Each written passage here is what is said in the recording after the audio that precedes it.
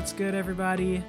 Welcome to Origin Story, the podcast where we interview creators about where they came from to better understand how they got here. My name's Phillip Russell, and I'm with my co-host, Ben Thorp. What are we talking about today, Ben? We're talking to Owen Dennis, and he's the creator of a show that was on HBO Max, Infinity Train. It's a show. How do I describe it, Phil? Is it for kids? Is it for adults? I mean, that's kind of the big crux of the conversation, but yeah, it's a show that bridges that line and asks kind of what well, it's a show that's like for everybody, I guess I'd say, in the best sense. Like, there's something that, like, if you're younger, you can get something out of it, and if you're older, it definitely deals with issues around mental health and depression, divorce, you know, these kind of like more heavy topics that you might not expect given its kind of bright, colorful aesthetic. Yeah, and you know, I think I got pulled into it. I really, had been watching the show for a while and really loved it. And I think I was really drawn into the way that it kind of plays with identity, especially. And I guess maybe just to tee it up, it's a anthology show that follows a different character in each season. And the kind of gist of it is these people get pulled onto this train that's maybe in another dimension, and have to kind of learn some lessons and grow as a person before they're allowed to leave, which in some cases means I think that they basically never get to leave. Yeah. Ben was definitely the stan before me, so I hopped onto the show after as the resident soy boy. Yeah, the resident cartoon aficionado, Ben Thorp. We've switched roles. I used to be the anime fanboy growing up, and the roles have changed. But no, I hopped onto it, and it's surprising because, as that description suggests, it's a show that has so many different moving parts, so many different characters, environments, cultures, ideas popping off in it. That it was really interesting to see how it changes and evolves, especially between seasons when it starts following like new characters and things like that. And that was one of the interesting things talking to Owen Dennis about the show, is just like, how do you even kind of make that kind of conglomerate, that amalgamation of so many different parts into this kind of very cohesive show in terms of like how the universe is comprised and things like that.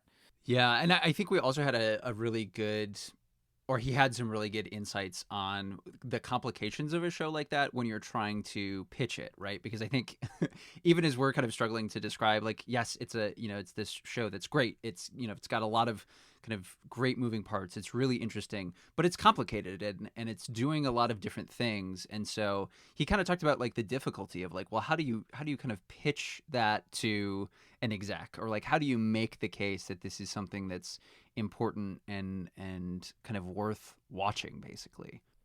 Yeah, and outside of that, I think Owen had a lot of great things to say just about the creative process and how, I don't think that you're going to anticipate the genesis of how this show came to be, and kind of the story, one of the stories he tells that inspired maybe the first kind of ideas around it.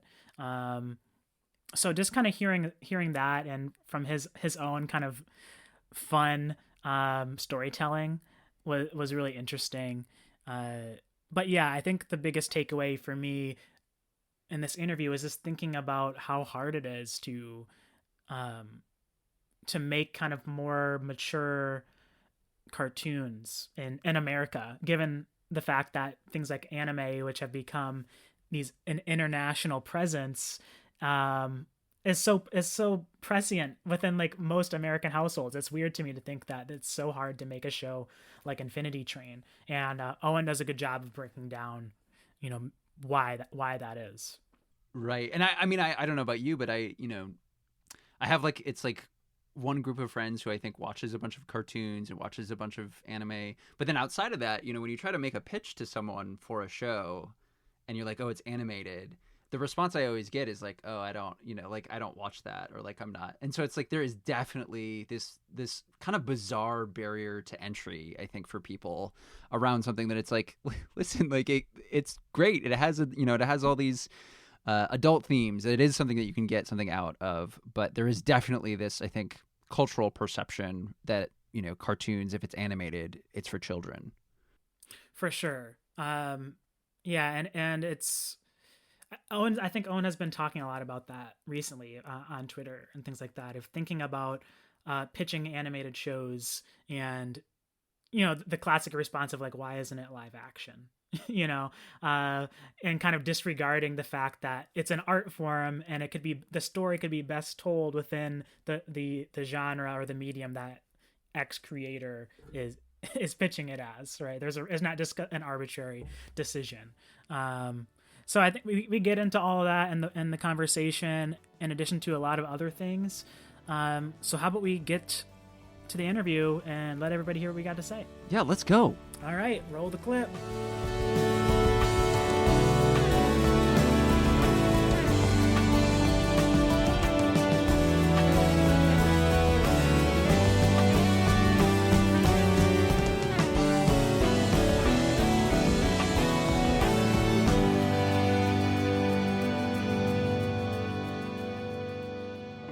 Owen Dennis is a writer, producer, voice actor, and storyboard artist who has worked on animated series like The Regular Show, Infinity Train, and Close Enough, and movies including The Greatest Ape and Regular Show, the movie.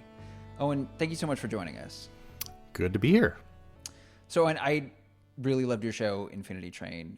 The show involves characters from our world getting trapped on a train in an alternate dimension, pocket dimension.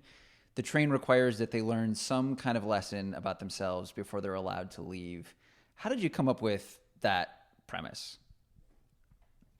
I mean, it's kind of funny because that's just the basics of a story.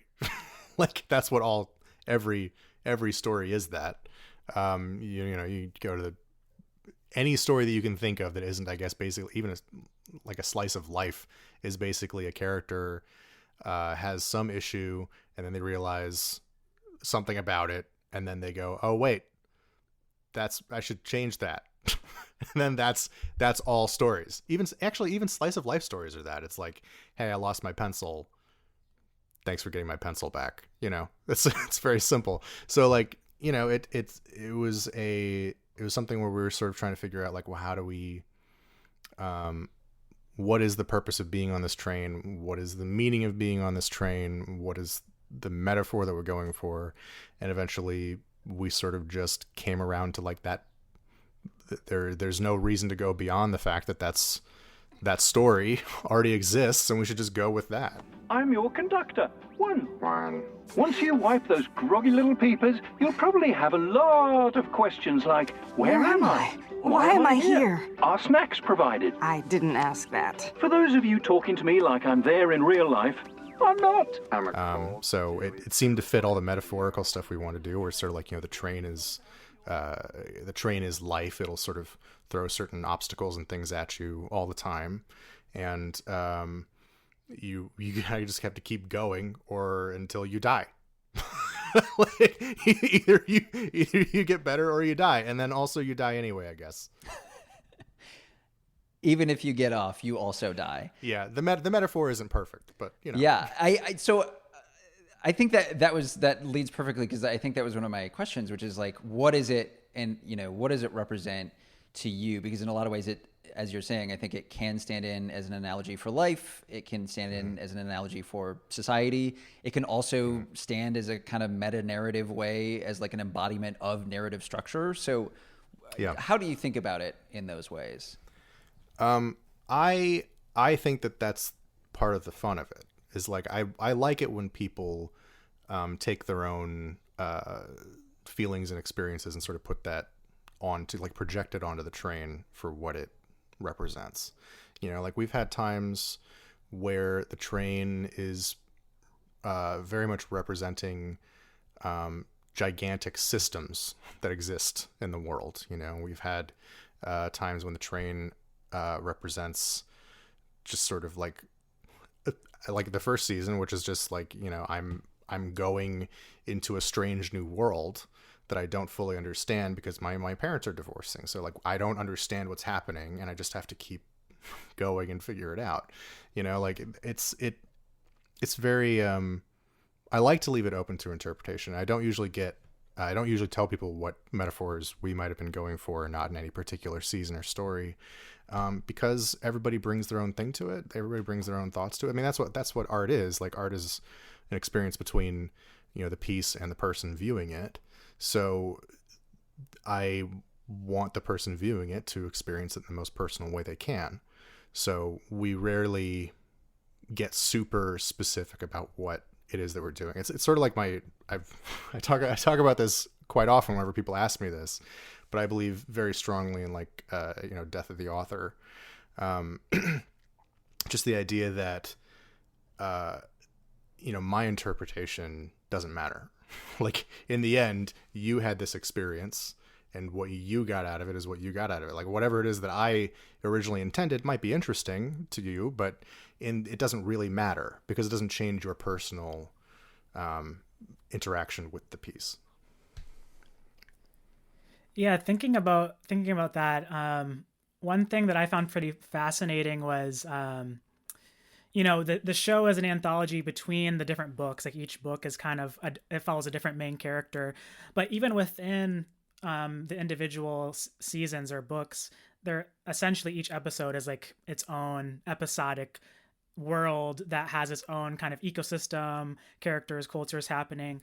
And then, you know, after the first season, each one kind of takes a character that appeared in the last season and makes them kind of like the central heart of the arc. And I'm curious, like, when you were originally coming up with the concept of Infinity Train, was that always the intent, that you'd kind of have you'd have like your individual seasons, then you'd take a character from the previous and try to kind of expand upon the world? Or It was close to the original intent. Like when we were making it, when we were making the first 10 episodes, all we assumed is that there were going to be 10 episodes and that was it. But we built out the whole world, and we knew like how the things worked roughly and how, you know, the story that we were going to tell. But at the same time, as we were doing that, we were like, oh, it'd be cool if we could like do a whole story or something based on this character. Oh, well. And then and we just sort of move on, right? Because we only had 10 episodes. So you have to keep very, very focused.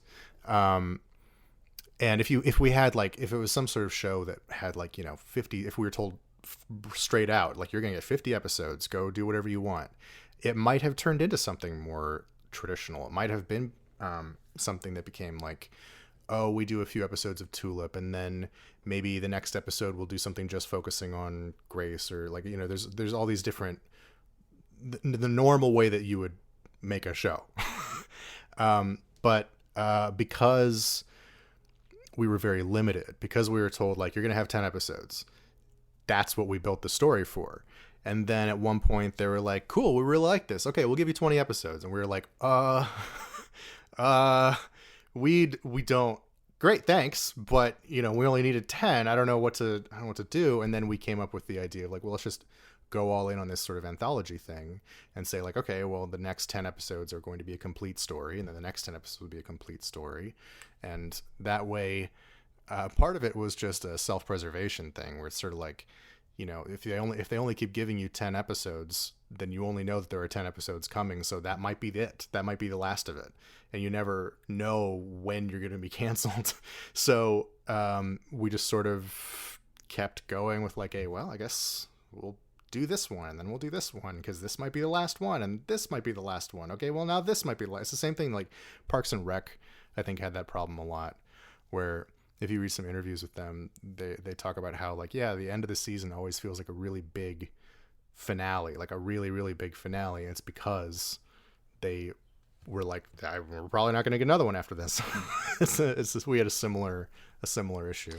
How stressful was it was it like, how was it kind of scrambling to create a second season? And, you know, what was it like with that kind of on again, off again relationship with, might get greenlit, might not exist after this? Yeah. Well, I mean, it wasn't really a scramble to make it. Like, they were sort of like, do you want to do this? And we were like, yeah, just give us like a little time to think about it and write it. And they were like, okay. So they gave us some time, and we went away for, a weekend and came up with some of the characters. And it was one of those things where it's like, each of us had come up with so many ideas and thoughts and things when we were brainstorming the first season that it wasn't like we were out of things to do, because we only had 10 episodes. We definitely had more material than 10 episodes worth of material. So it was basically going through everything that we had and being sort of like, what's a direction we'd like to go? Because we also thought that it would be very jarring for the audience to have a different character every season, a different main character that often they'd never met. So that was actually part of our intent with our second season, was we were like, okay, well, Tulip's gone. She's back on the train. Spoiler alert for anybody who's, I don't know why you'd be listening to this, but spoiler alert. Tulip's gone. She's back on the train. She's back home. So we're going to have this next season take place on the train. Tulip can't get back on the train. She's fine. She went home. So, but we don't want the audience to be like, but what happened to Tulip? I miss her. So we were like, well, let's follow the person who has the same voice actress as Tulip. and sort of went with that. And we also, it was also something where we were thinking about various things while we were making it, where it's like, can a denizen of the train leave the train? Can this happen? Can that happen? Because we have all these questions ourselves as writers, making this world, and we're sort of like, can this happen? I don't know. And then some of them we sort of like brush aside and go like, don't think about it. And then other ones were like, no, that's actually a very interesting moral question or philosophical question that we could totally get into. And then Tulip's reflection character, Lake, she was perfect for a lot of the stuff that we wanted to go for. I mean, that's sort of how we work. We work backwards from themes. Usually we go with like, here's something we want to talk about and get into, and then we go back and find like what sort of character would actually fit that idea. Interesting. Yeah, I was talking to Ben before you came on. I was like so fascinated by just how you came up with the individual trains, and whether the process was like, hey, we want Tulip to experience X part in her emotional arc, and then we're creating a train to allow that to happen. And I think, like I was mentioning the mirror component with Lake in the first season, but then thinking about like the second season, I found that there was such a the individual trains, I felt like the connection with the emotional arcs of the characters was so much more under the surface in a great way. And it became just even more exciting to think about like what the next train is going to be, and the characters, especially like the animal characters. I don't even know how you came up with things like Alan Dracula and Toad and Atticus. Yeah. We generally try to work backwards from a theme of some kind that we're thinking about at that particular time, and then think about like, how do we what kind of person would best learn from this? So when I was originally thinking of the Infinity Train, I didn't think of Tulip at all, really. I was like, yeah, it's a girl, she gets on a train. I don't know who she is as a person, though, and I was having a lot of trouble figuring it out. But eventually, these women from Google came and gave a talk at Cartoon Network, and they started talking about all the feelings that they have and how they were thinking, how they think, like how they just think in general. And I was like, oh, that's how I imagine Tulip sort of thinking. And then they talked about some of the feelings that they had, and I was like, those are the feelings that she had. And I was like, oh, so these programmers from Google came over and were like, okay, well, I'll make her a programmer. And then I started thinking about like, okay, well, that's actually like the perfect opposite to what the train is. Like the train is a new experience every single train car. You have no idea what you're going to get into.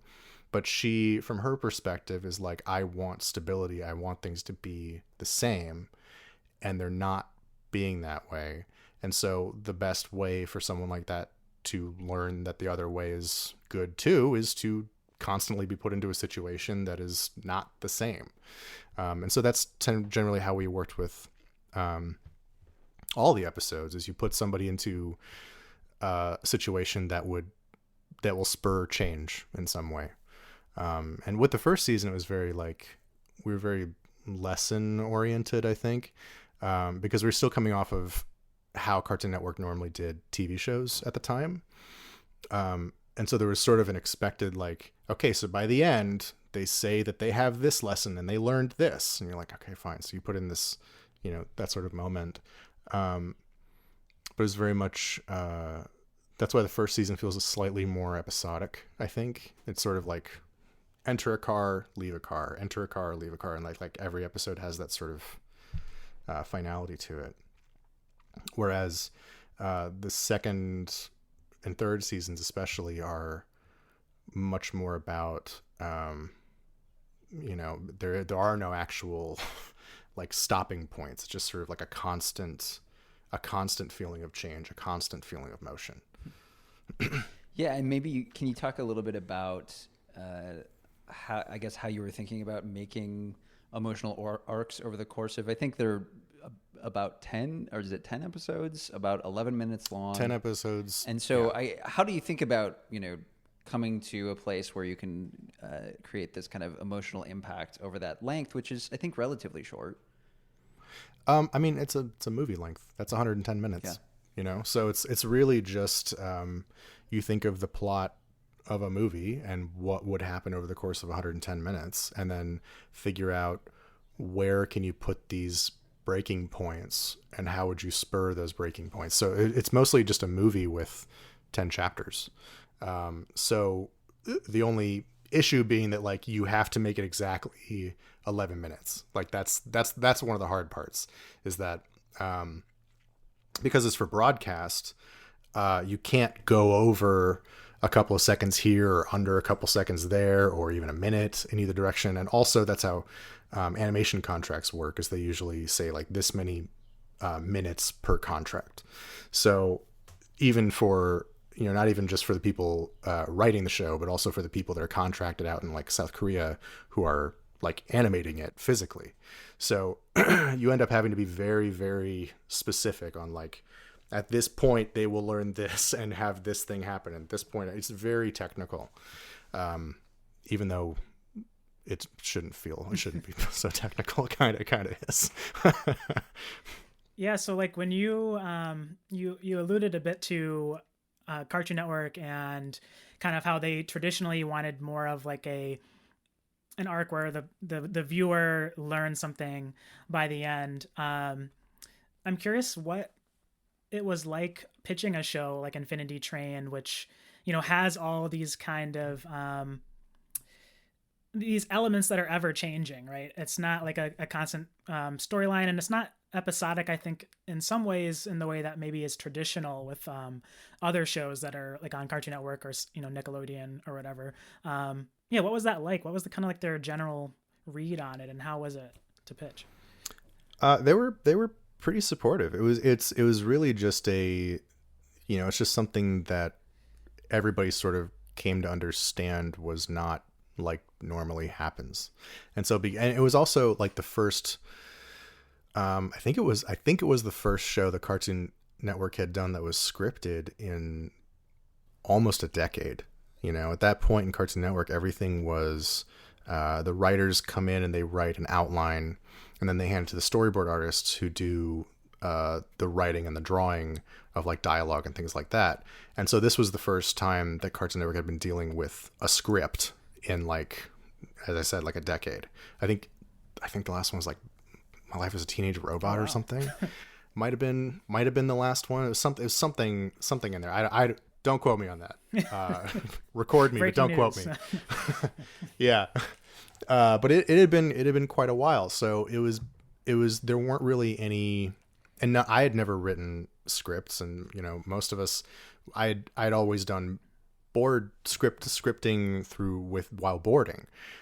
So it was a whole bunch of like learning new things and being like, oh yeah, you have to keep this page limit, or you have to like this much space on a page for this particular kind of dialogue is going to take this long. And it was just, it was a large learning experience, and Cartoon Network was also learning how to deal with that at the same time. So like all of us were kind of like, I'm maybe on the kind of pitching front. I'm wondering where you can talk about, obviously the show feels like it resonated with me as an adult person. It has a lot of adult themes in it, but what kind of space does it occupy, and like who is it for? Is this a kid show, a show for adults? How do you think about that audience? I don't care. Like that's the thing is like people, when you go in, there's often this like, and so who's the audience for? Do you want this? This is for children or this is for adults? What do you want? And I'm like, no, anybody can watch this. I don't care. Like I feel like when I was a kid, things were like what counted as something that was for children and what counted as something that was not for children was a lot more gray than it is now. There were the obvious things where it's like, this is Transformers. This is a show that's here to sell toys. Right. But then, Who Framed Roger Rabbit? Is that a children's movie or not? Like it's a movie with a whole lot of sexiness in it. It's a movie with people who like melt. Speaking of people who are melting, Indiana Jones, is that a children's movie or not? And these are all movies that, I just go to the library and check out, so I would watch Indiana Jones. And at the end of Indiana Jones, a man's face melts off graphically and it's supposed to be realistic. And another person's head explodes. People get shot. There's a lot of blood. Move on to Temple of Doom. It's only blood. Like there's all these movies that people go like, yeah, that's, sure, a kid can watch that. Sure. And now people are still like, I'd let my kid watch Indiana Jones. Sure. Because it's like grandfathered in or something because they saw it when they were a kid, but they wouldn't allow some kid to see it now. And so there's always this like, I don't fully buy into the idea that one piece of media is particularly for one kind of person and one is not, and especially because I even remember that like, like when I was a kid also, like I where I grew up was rural Minnesota. So if I, as like a white kid, was into rap music or something, people were like, no, that's not okay. That's not for you. And it's like, it's music. Like, it's music. How can you possibly say to somebody like, no, you can't listen to that music because it's just not for you. And you can't just enjoy a piece of art from anybody. Like it's insane. So I just don't buy into the idea of any of that. Yeah. And I wonder, does that make it hard? Like, are studios thinking about it in that way where it's like, okay. Yes, they are. Studios definitely think of it that way. So it's difficult, especially if you want to do something that is not immediately obvious as something that kids can watch. So if you think about Indiana, I'll just keep using the Indiana Jones example. If you were to think about Indiana Jones, the original one, and you said, okay, so I want to make this movie. It's about a guy with a whip and he kills Nazis. And at the end of it, their heads explode. Would you say, yeah, that sounds like something kids will watch? No, absolutely not. You'd be like, oh, whoa, okay, could we pull it back a little bit? That's a bit much. And so,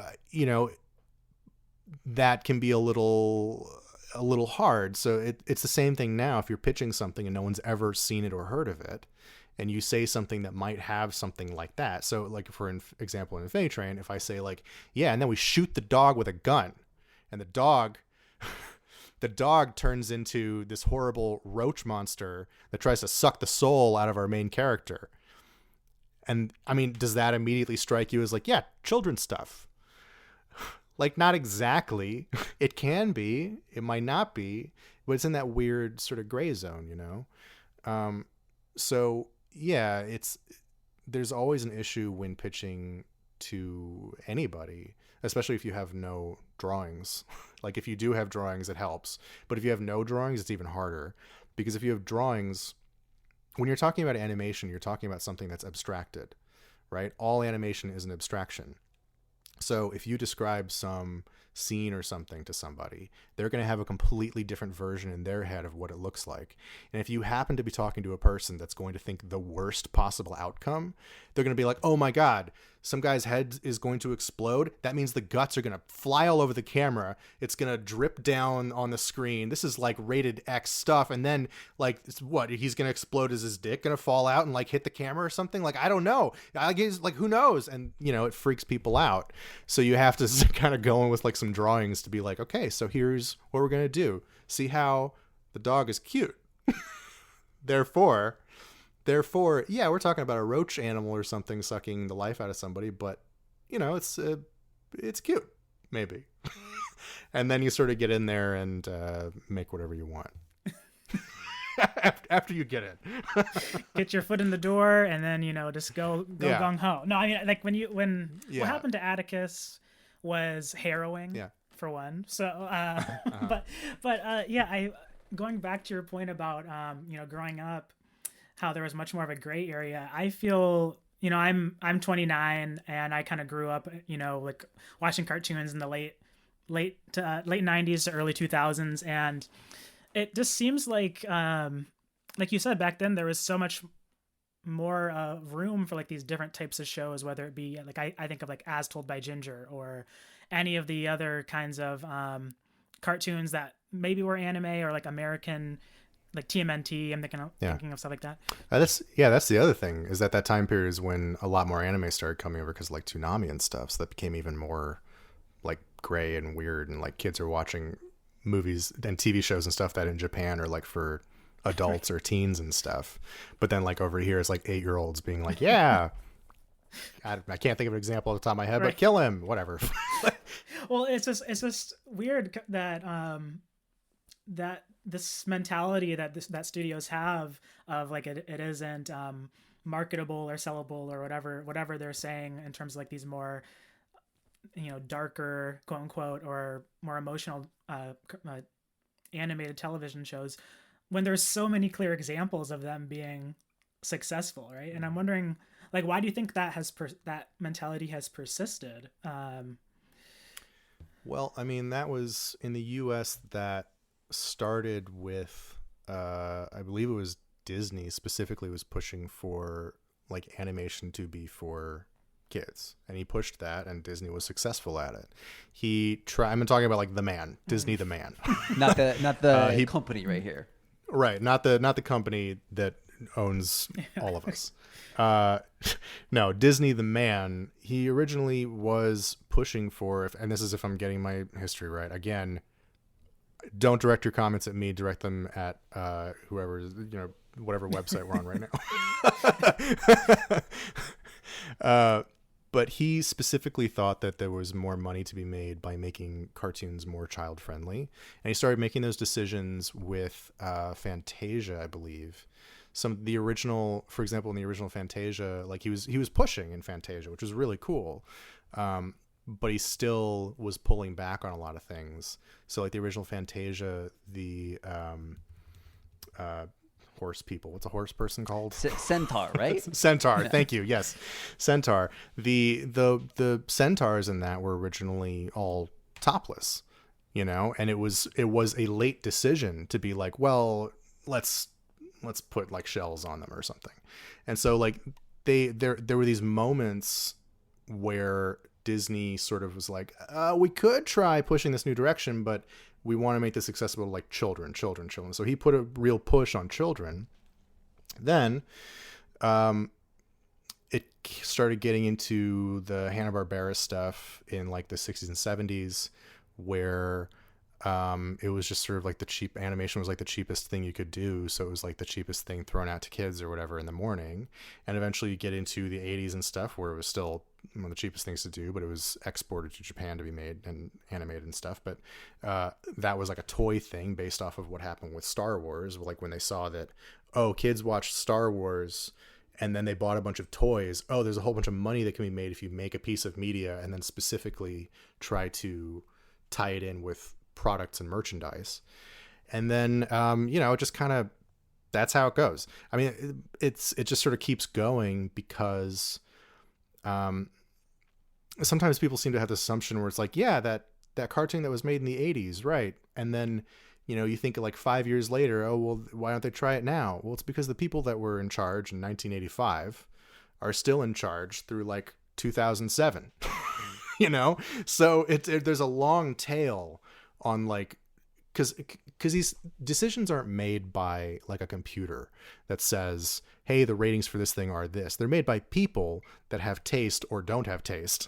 and they say, I want to make this thing, or I don't want to make this thing. And there's always going to be some amount of like, oh, is this going to be commercially successful? If it is not commercially successful, I might lose my job. Like, and there's that sort of play is going on with the executives and stuff. And so they're always sort of nervous about what's going to happen with them. Like there's no executive union that's going to be like, no, you don't get to lose your job because of the union,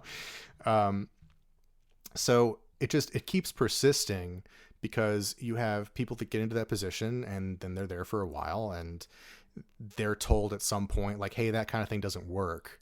And then they go, okay. And that just sort of becomes law in their head. And then it continues. And then sometimes someone will be like, oh, we want to try this new thing. And they try it out. And then they don't really put any like money into it because they're kind of nervous about it. And it becomes this thing like, well, see, there it was. That was a flop. So it proves it. And it's just sort of a thing that just loops and loops and loops. I would say that it is very clear, however, that recently that attitude is changing.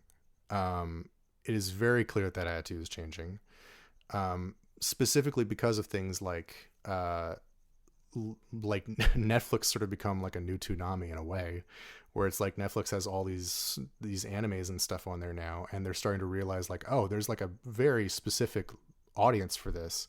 And at this point, media has also become much more specific. Like it's not as broad as it used to be. So you end up with the companies doing like sort of these micro targeting of things like, oh, this show will end up being good for this age of person in the Midwest, and like they'll super target in on that kind of thing. And so you end up with things that are a lot more niche being made now because all these companies are trying to just increase how much stuff they have on their platforms.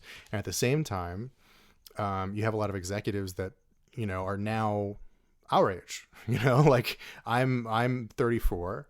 So like at this point, I've met executives that sometimes are younger than me.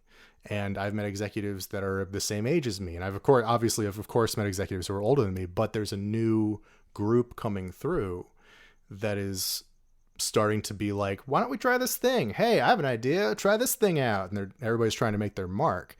And so people are starting to push into that direction because you end up with people like me who grew up with like video games that are basically movies, at this point, and like watching a wide variety of things. I didn't just like my parents talk about how they grew up with like 5 channels. I didn't grow up with 5 channels. I grew up with hundreds. And so there's just a larger, people have a much larger palette than they used to. And so I think that's starting to be recognized by studios.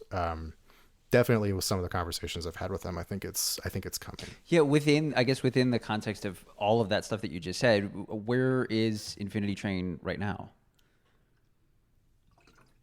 What do you mean? Like what, my understanding is that HBO Max has not picked it up or not renewed it for a new season. Mm-hmm. Where are things moving forward? As far as Infinity Train goes, it's canceled. Like there's nothing else to it. The issue that ended up happening with Infinity Train, I think, is that it just, it was the wrong time. Like Infinity Train was supposed to come out on HBO Max in the first place, but that was before it was a Trump like stopped the merger between AT&T and Warner. So whatever their streaming service was going to be couldn't be made for like 2 years. And so our show was intended to be on a streaming platform in the first place. It was never supposed to be on Cartoon Network. And so then everything started changing hands and the merger happened, and some like basically every person that I know at Cartoon Network was fired and like just thrown out. And then it's you've got a bunch of people that aren't really attached to the show that are like, what's this show? It's some show about trains. I don't know. And then it's just canceled because like no one has because again, these things aren't actually based on numbers. They're based on emotional attachment. And it's based on an executive or something wanting to make more. They will say that it's about numbers, but it's not. It's more of a, it's sort of used to justify whatever the decision is, but the decision in the first place is always gut. So with Infinity Train, it's canceled because I think it's because it got caught up in this big, crazy, shifting, gigantic conglomerate thing. At the same time, like, I don't think it's dead at the same time. Like, it's this weird thing where I'm like, emotionally, I'm in this weird spot where I'm like grieving, and I already grieved, right? I already grieved, and then the fourth season came out, and then I had to re-grieve because all the fans suddenly had to learn that this was the last of it. And, I wasn't allowed to say that it was the last of it. I had to wait until there was like an official announcement. So I had the grieving process, and then I started getting over it. And then all the fans started to experience it. And now I have to like go through the whole process again. And it's really, it's tough. It's emotionally exhausting. But I think it's very clear that like nothing ever seems to die anymore. like I'm surprised we're not seeing like Mrs. Columbo reboots and stuff like that. Like, companies are mining so hard for IP that it's just like, how could they, there's always going to be some ability to reboot something or bring it back. So I view it as like, yeah, okay, the show's canceled. Maybe in 10 years I'll make it more or something. I don't know. But yeah, that's where it is.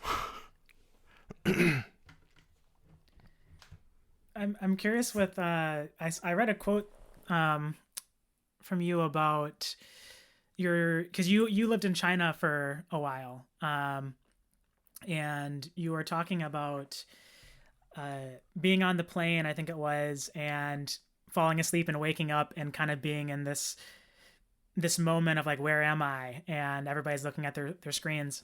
And that in some ways might have influenced this idea of like having these train cars for Infinity Train, these different train cars. And I'm wondering if you could kind of like put us into that headspace you're in and your time in China. Like, what was that part of your life, that journey you were taking to China and that specific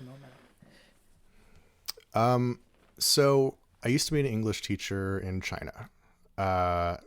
The way that happened was I was in college and I was like really, really burned out. I was like working all the time, and it was just like animating all the time, and I was completely burned out, and I just couldn't take it anymore. So I was lying on the floor of my apartment, crying with ants crawling all over me, because we had an ant problem. So ants were crawling all over me, and I was like calling my parents and being like, I hate this. I don't like this. And this is like my junior year of college. I was like, I hate this. Everything sucks. And they were like, well, just go do something completely different. Like, do a completely different thing that has nothing to do with what you are doing right now, and that'll help you. And my mom in the 70s and had been, she worked in Yellowstone, as I think a house cleaner or like in the kitchen or something in Yellowstone. And so I was like, okay, well, I'll just go do that. And then I did. And so I went to Yellowstone, where I met a bunch of students from China. And Yellowstone's a really, it's an easy way to get a place to live and make some money, and for like a summer. So it was common to have a lot of people come from overseas to just do this for a couple months, and then maybe they'll like drive around the US and then they'll go home, which is just a great way to do like a vacation kind of. So I met a bunch of students from China, and they were like, we really like the way that you explain English words to us. Like, your definitions are really good. And I was like, all right.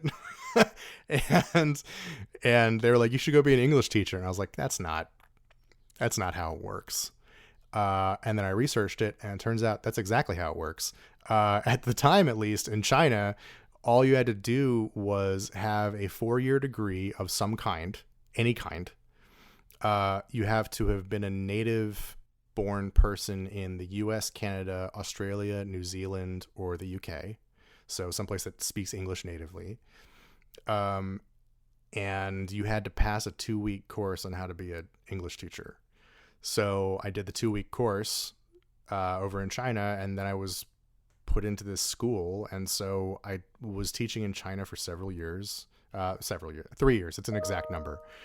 I was teaching there for 3 years, and it was a really big experience. Like, it was a very mind-opening experience. Like, you don't realize that you're in a culture until you're no longer in the culture.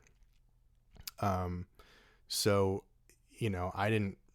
I always thought, like, like, when I met those students from China, I was like, oh, they're kind of intriguing. I don't know. They're all kind of odd, and they're very interesting people. I don't know. And then when I went there, I was like, oh, okay. It's just straight up, this is a cultural thing. Like, whatever it was that I saw my friend doing was like just sort of a cultural thing. And then when I went there, I was like, oh, this is not just my friend who was doing this. This is a whole culture. And then I realized, I started realizing, like, oh, I'm American. Like, sometimes you don't realize, like, oh, I am definitely an American. And I had no idea what that meant until I went someplace and lived there for a while. And not just like visit, I mean, like, live there and be there. I had no idea what that meant until I did that. And so I would sometimes fly once every summer. I would fly home to America, and so I got on this plane and I started flying. There's this big part of the ocean that's very, very quiet. There's just nothing there. It's completely silent, and there's also no turbulence. Because there's nothing out there. It's just this big plane of water.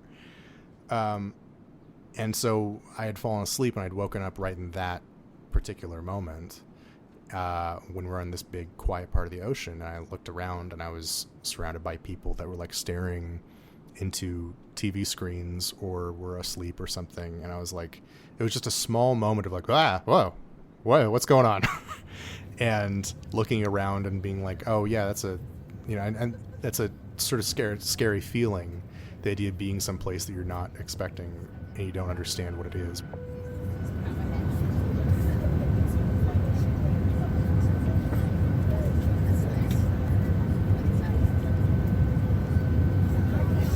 Which is kind of my whole experience in China, really. And so I just tried to sort of capture that idea in that moment of like waking up in an unexpected place where you don't know what to do and you don't understand, and you have to get out, but you don't know how long it's going to take. You don't know anything about anything. Because also, like, when I first went to China, I didn't know how to speak Chinese. I went to China, and I knew how to say one thing in Chinese. I didn't even look up how to say hello before I went to China. That's how stupid I was. So I didn't even look at how to say hello. I knew how to say one thing in Chinese, and it was to impress a girl who was speaking Chinese, who was Chinese. And it was 我觉得你很可爱, which just means I think you're cute. And that's the only Chinese that I knew when I went to China, which, again, I do not recommend that. I would recommend that if you ever decide to go live in another country, maybe at least learn a little more than that.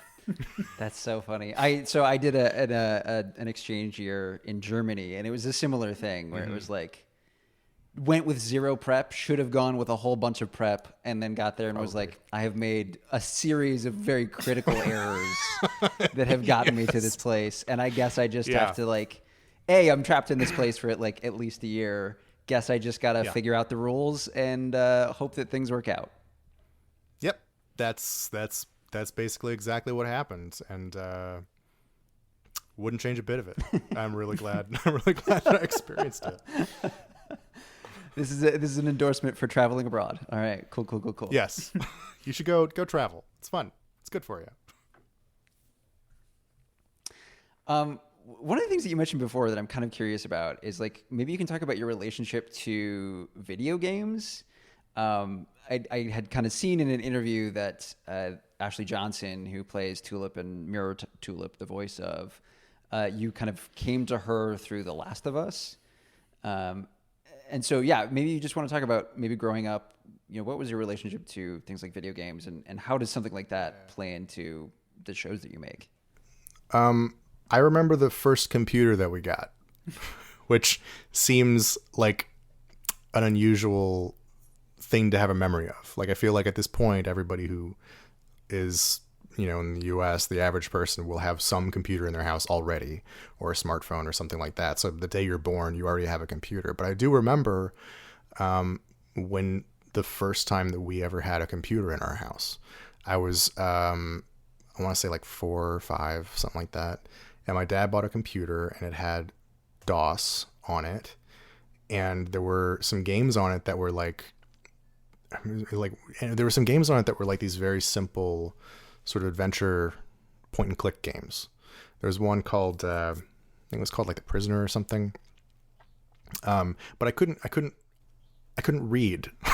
So what I would do is I would try to play these adventure point and click games where you had to read and learn things from reading. And I couldn't.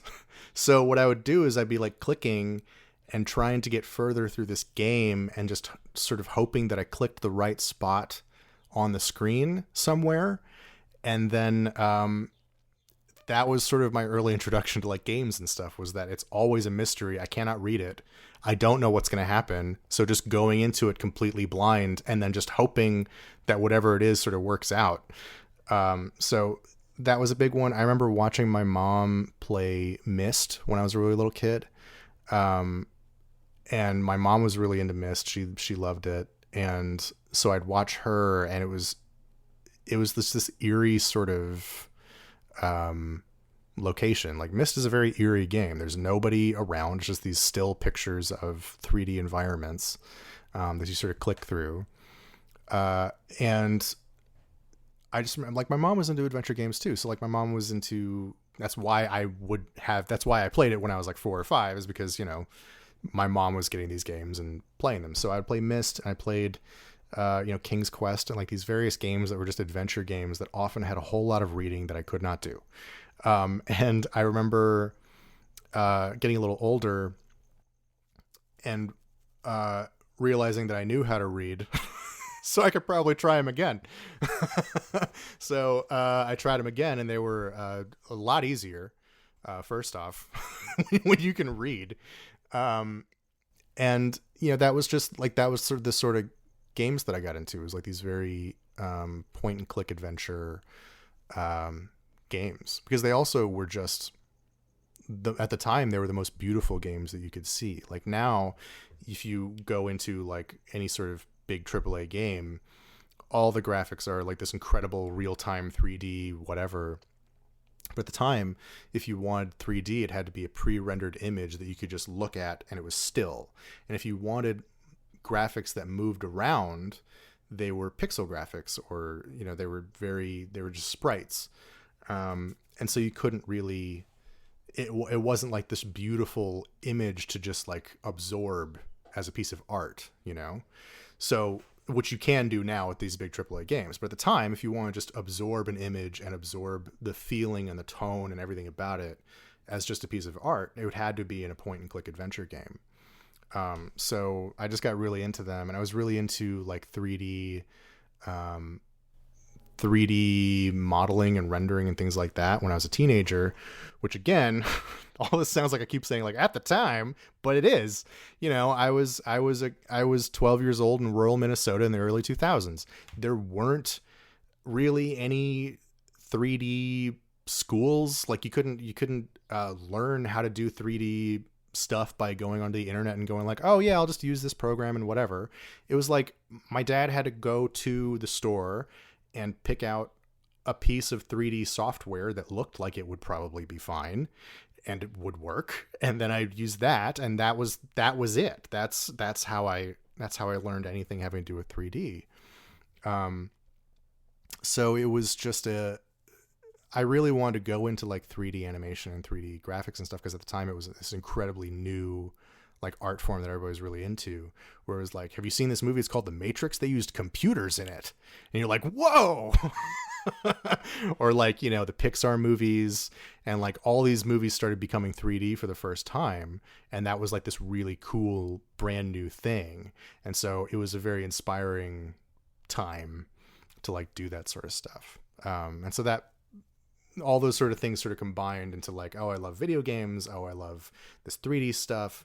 Oh, I love making levels in like Half-Life or like Counter-Strike or like Unreal Tournament, like things like that. You like make levels in 3D, and like it was, you know, it was a fun, very experimental thing, but it all had to be figured out on my own, because there just weren't there was no way to learn. Like it was a book maybe, but it was specific to whatever program that person had or something. It was difficult, but that's generally how I got into animation and stuff in the first place. Again, like another interview I was reading of yours, you were talking about Myst and point and click adventure games. And I just feel like there's such a point of DNA from that in the concept of Infinity Train, of you talking about like drawing rooms on index cards, and you know, you'd like click a door and go into the next one. And I feel like that's, in a very small kind of way, like that is kind of like how Infinity Train operates. Like you're going into these different rooms, there's a task that needs to be fulfilled in order to progress. And yeah, it's interesting just thinking about how those things from way back when you're a kid can so easily you know, map themselves into the things that we're creating maybe later on. Yeah, it's funny because I think about like, I have a friend who has a daughter, and she sometimes like the way she does like pretend stuff is she pretends to be like a YouTuber, where she's like talking to the camera and like showing off some soap or something that she has. And like, so whenever it is that she starts making stuff professionally or something, you know, in 10, 20 years, that's probably the sort of things that are going to inspire that person. Just like when I was a kid, I was like, yeah, I'm really into these point and click games. So I would make point and click games out of index cards that I drew pictures on. You know, it's the same sort of like, you know, you see it, you do it, and then it just becomes sort of like ingrained in your soul. Yeah. What was it like? You know, Ben and I were both writers, and we collaborate on other things besides this podcast. And something that I was just interested in talking to you about is thinking about Infinity Train, and especially book one. It feels, at least, and correct me if I'm wrong, but it feels like it's such a deeply personal project. And I'm wondering what it was like, you know, from the conception of it, you know, sharing that vision with the team that you ended up assembling.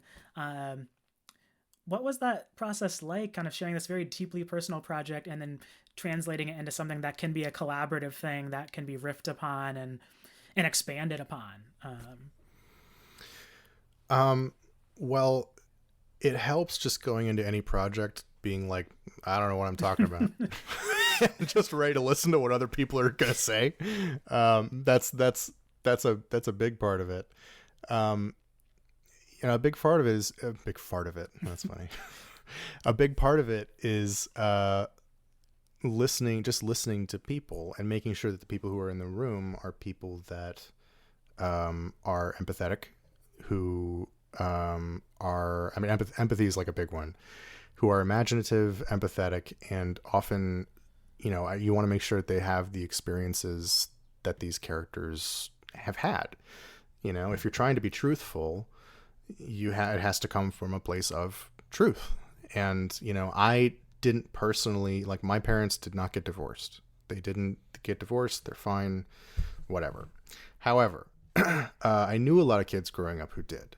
Like, almost half of my friends when I was a kid their parents were either divorced by the time that I knew them, or they got divorced while I knew them. And our house was often used as a place where they would go when things were bad at their house. So I learned a lot about the feelings, because these were feelings that I didn't have, but I was watching my friends have these feelings.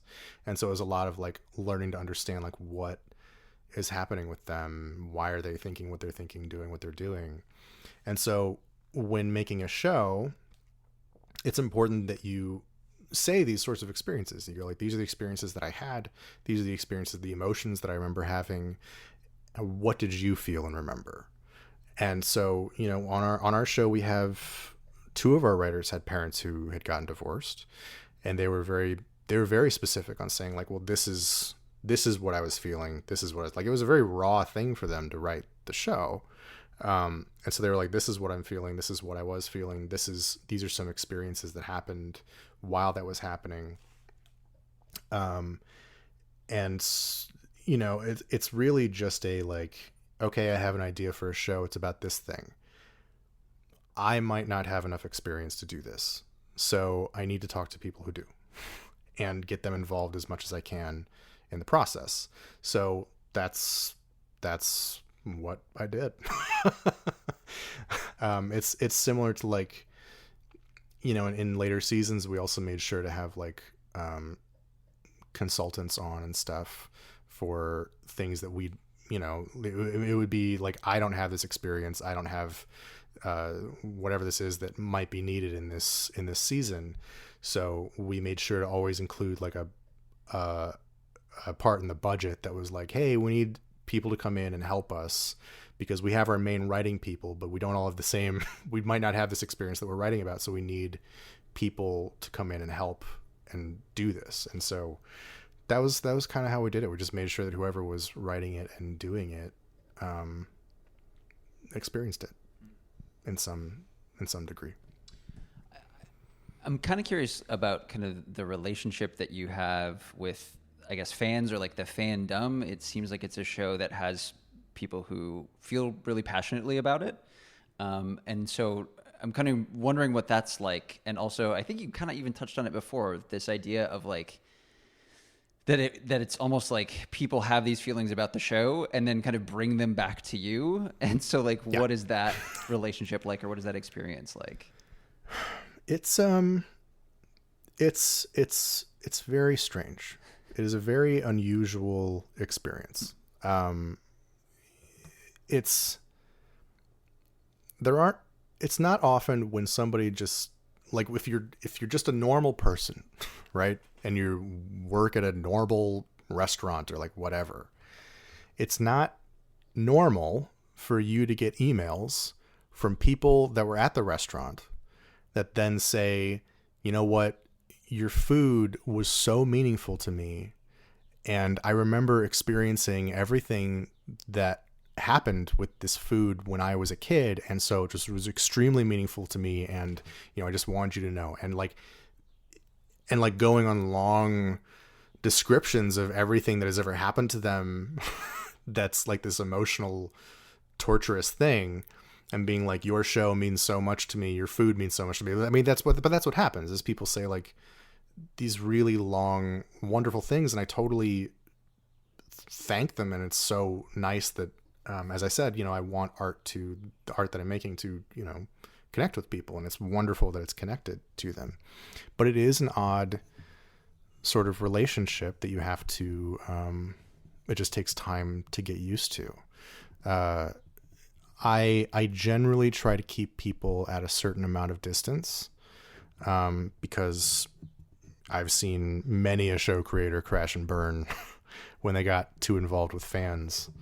And it's purely a, you know, professional thing. Like for example, I never say the name of my wife anywhere.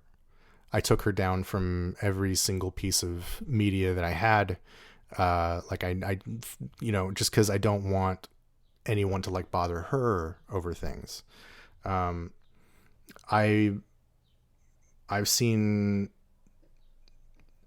people have really strange ideas about what their relationship is with show creators sometimes, where it's that sort of parasocial thing, where it's like they seem to have a very different understanding of what the relationship is between fan and creator than the creator would have, you know?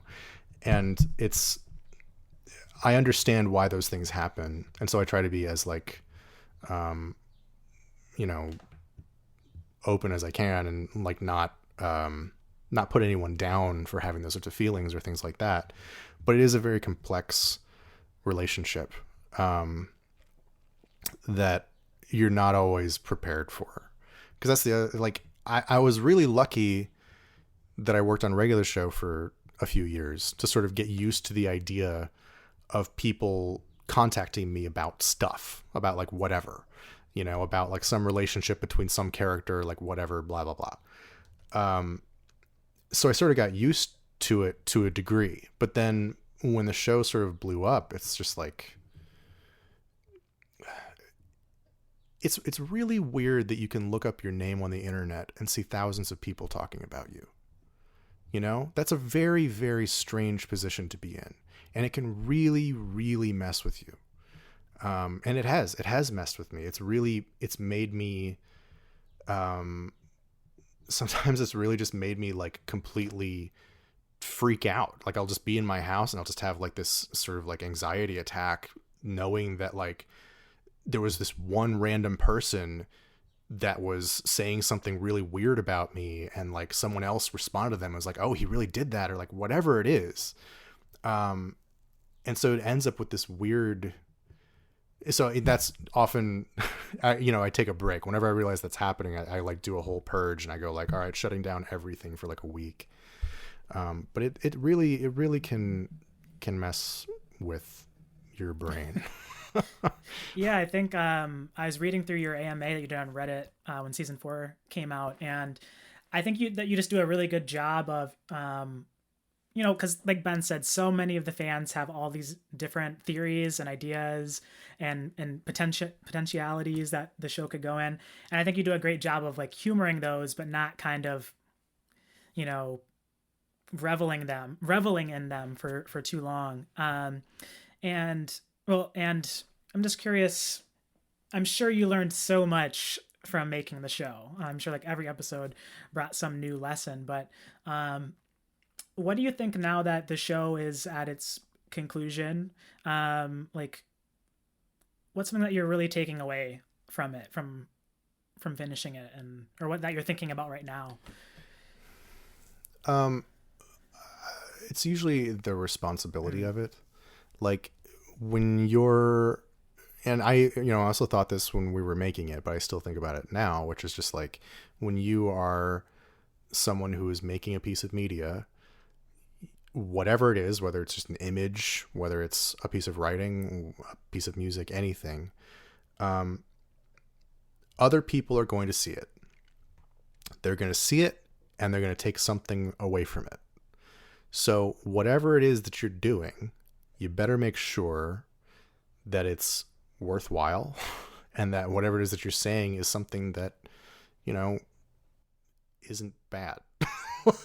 like don't hurt people. That's basically it. Like if what you're saying is going to intentionally cause harm on somebody, just don't do it. Because there's really no reason to do that except to somehow like boost yourself or make yourself better. And so I've, if you follow my Twitter, I think people would definitely know that like I delete tweets all the time. And it's because that's what happens. I'll say something and I'll be like, that's not actually helping anything for anybody, and I'll just delete it. I delete, I delete all of my Twitter like once a year because I'm like, it doesn't matter. All these things don't matter. So, yeah, it's mostly just the responsibility of like whatever it is that I'm making, like with Infinity Train and stuff, like it's going to be seen by millions of people. So I better make sure that whatever I'm saying is worthwhile. yeah, that's kind of it. Is there something we're not asking you about, the show or kind of your life as a creator that is something maybe you want to touch on? Not that I can think of. I mean, I think there is a general, a couple of things that I always wish is that people understood that the show creator is really just one part of the whole thing. I came up with the seed of an idea and I oversaw and I helped things happen, but it's a very, very collaborative thing. And it's not, people often will just give all the credit to some show creator, and it's like, it's not, it's everybody else who worked on the show that makes it what it is, because they're all putting their collective brains into working on this thing and bringing their own truth to it. So this idea that it all comes from some genius singular vision is absolutely wrong. And also that, show creators and showrunners and all those sorts of people, they're all just people, and they're people like anybody. Like, I grew up in a rural part of Minnesota, and then eventually I was able to move to Los Angeles, and eventually I was able to make a TV show. Like, there's no, like, if you're some kid who's in rural Wisconsin or rural Minnesota or something, there's a path. You can go do this thing. It's going to have a lot of obstacles, and every obstacle for every person is going to be very different. And some people will have more than others. But it's not, I think sometimes people forget that whoever it is that they're talking to has a whole past and has a whole life before the moment that they met them, and everyone's just a person. Like, I view that might or might not have been a problem occasionally when I've worked for people, as that I view people above me as like, you're just a guy, versus the people below me as saying like, you're just some guy, no matter how famous they are. So I would say, people are just people. Like, just keep that in mind when you're talking to somebody online, that's all. Well, I think that's everything that we've got. I don't know, Ben, did you have anything else? But that's I'm tapped out. Yeah, thank you so much for taking the time to talk to us. Yeah, This was really fun. Sure, no problem. Yeah, I liked it. Good, nice. Okay. Yeah, it was fun.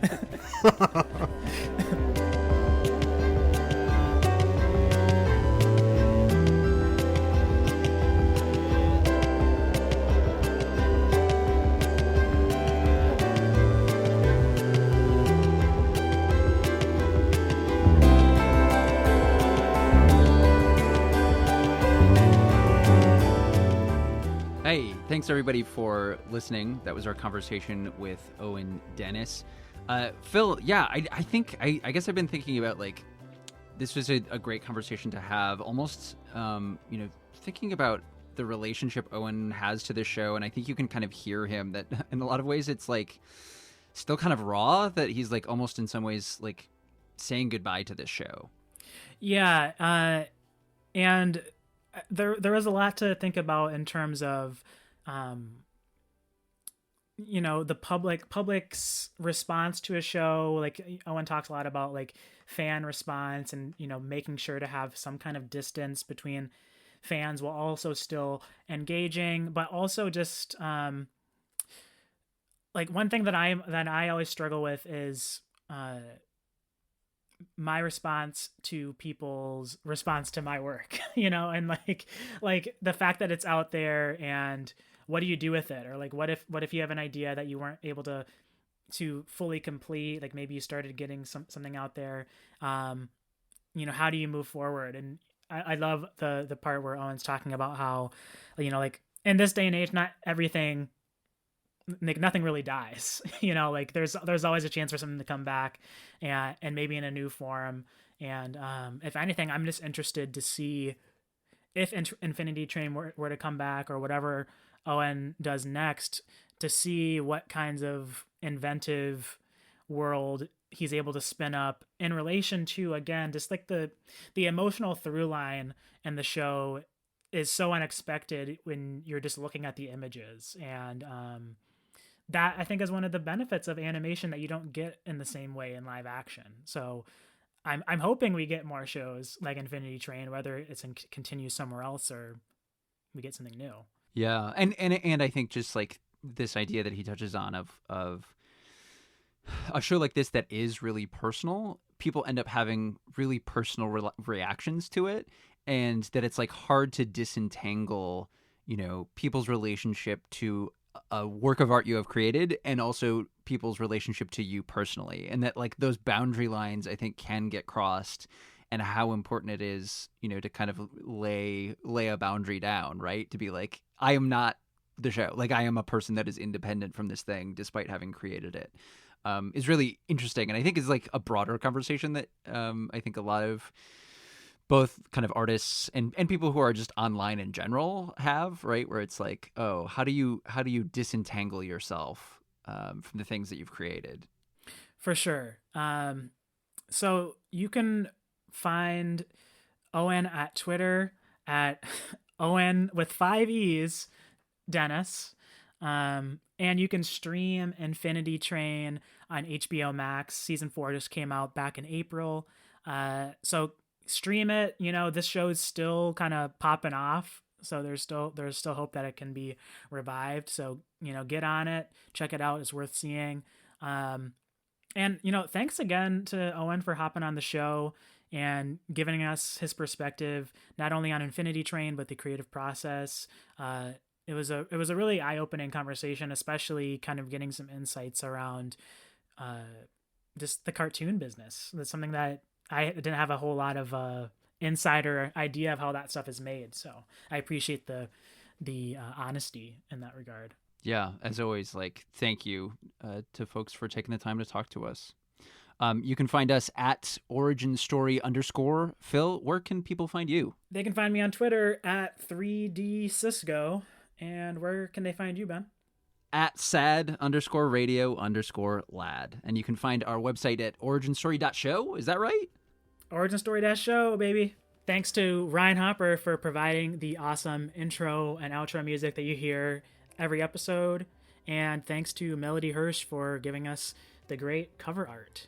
If you have questions, concerns, ideas about who we should talk to next, or some questions that you want to ask, or even maybe if you want to tell us about your favorite taco toppings, you can hit us up over Twitter, or you can email us at theoriginstorypod@gmail.com.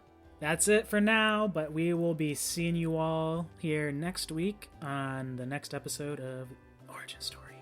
Bye!